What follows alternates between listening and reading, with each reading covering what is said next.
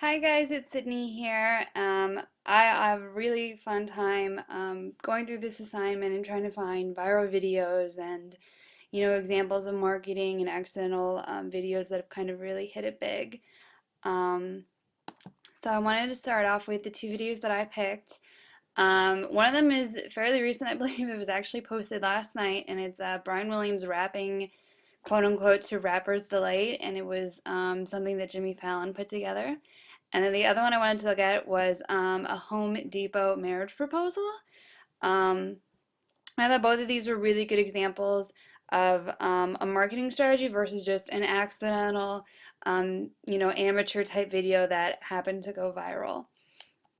So I want to start with Brian Williams, and for those of you who haven't seen it yet, I'll give you a quick sampling. I said, okay, hop, the hipping to the hip hop. You don't stop the rocket to the bang bang. Boogie say up jump the boogie to the rhythm of the boogie the beat. Now what you hear is not a test. I'm rapping to the beat, and me, the groove, and my friends are gonna try to groove your feet. So as you can see, it's a really, really fun video. It's a really catchy song. For those of you who don't know what that song is, you should definitely check it out. I'll be sure to include a link to this video when I post it on Blackboard, but just a sampling. And as you can see, it was a really creative way for Jimmy Fallon to kind of like promote that he is, moving to late night to Jay Leno's seat. And basically, for those of you who don't know, Jay Leno recently stepped aside and Jimmy Fallon took a seat on The Tonight Show. And this whole week was his first week. So, in an effort to kind of boost ratings and promote Jimmy Fallon over his rivals now, including David Letterman, he and his team put together, a whole series of videos and, sorry, my power just flashed. Um, Videos and interviews with some top celebrities. I know Will Smith was on. So just all kinds of really fun content to, prove to late night audiences that he is funny and he is worth watching. So for use of media, Brian Williams and Jimmy Fallon are both part of the NBC family. So basically, Fallon and his crew went through news and interview footage of Williams to give the effect that he's rapping. And for those of you who are in production, I think it's like intercutting to create like a montage type thing. And the clip was shown during an episode of The Tonight Show, following which it was uploaded to YouTube and then it was shared throughout social media. At this point, from what I could see, the video was posted last night, so within 24 hours, the video has received nearly 1.2 million views, over 23,000 likes on YouTube, and over 3,000 comments on YouTube. And the effect basically was that Jimmy Fallon took a respected news journalist and presented him in what I would call an accessible way.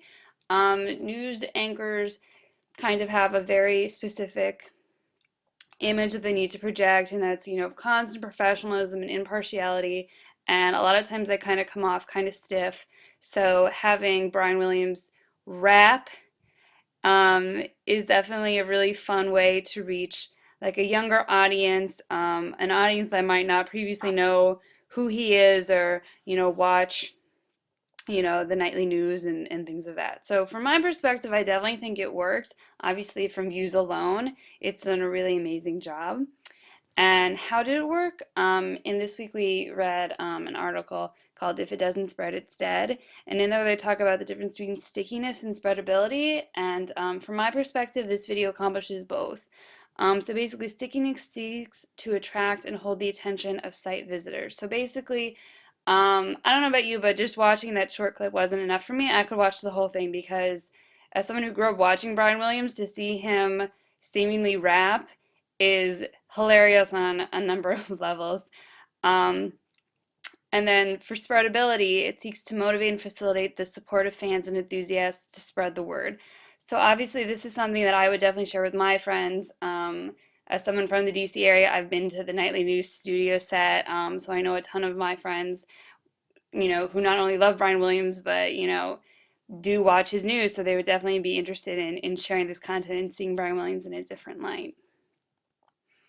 And in our new rules in marketing PR, There's a great quote that says, instead of spending tens of thousands of dollars per month on media relations program that tries to convince a handful of reporters, sorry for the typo, at select magazines, newspapers, and TV stations to cover us, we should be targeting the plugged-in bloggers, online news sites, micro-publications, public speakers, analysts, and consultants who reach the target audiences of who are looking for what we have to offer. And basically, from my perspective, the Tonight Show is really trying, The Tonight Show is really trying to reach like that target demo of younger people who are watching late night TV.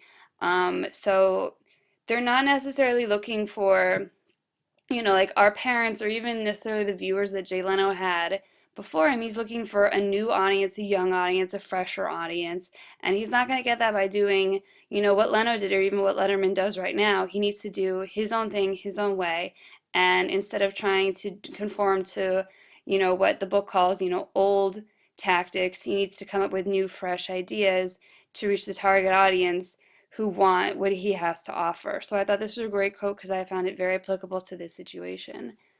And now I want to move to the accidental video.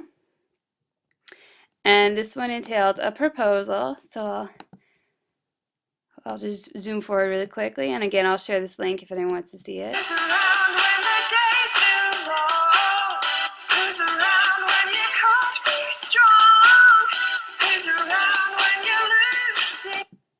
I'll just zoom forward to the proposal.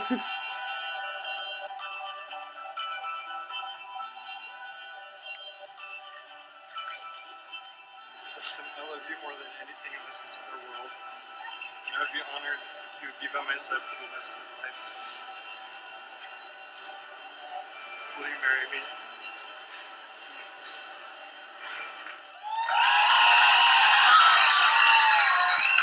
Aww. So sweet. Alright, so basically this video is exactly what it looks like. It's a proposal in Home Depot. If you watch the entire video, the beginning has a cute montage or has a cute little explanation of how they got this unsuspecting gentleman to the Home Depot. He thought he was looking for lumber, and the next thing he knows, all his family and friends are dancing to a, choreographed dance, to the music on the loudspeakers. It's this whole elaborate, scheme. I don't know if you can see the picture, but there's multiple cameras, so you can see like every different angle of this whole, production taking place. So basically, they took the video, they edited the video, and it was uploaded to YouTube and shared via social media. And according to Mashable, the video reached 1.5 million viewers in less than 3 days. And as of today, which I believe is roughly 5 months later, the video has received over 11 million views, including probably about 500,000 from me.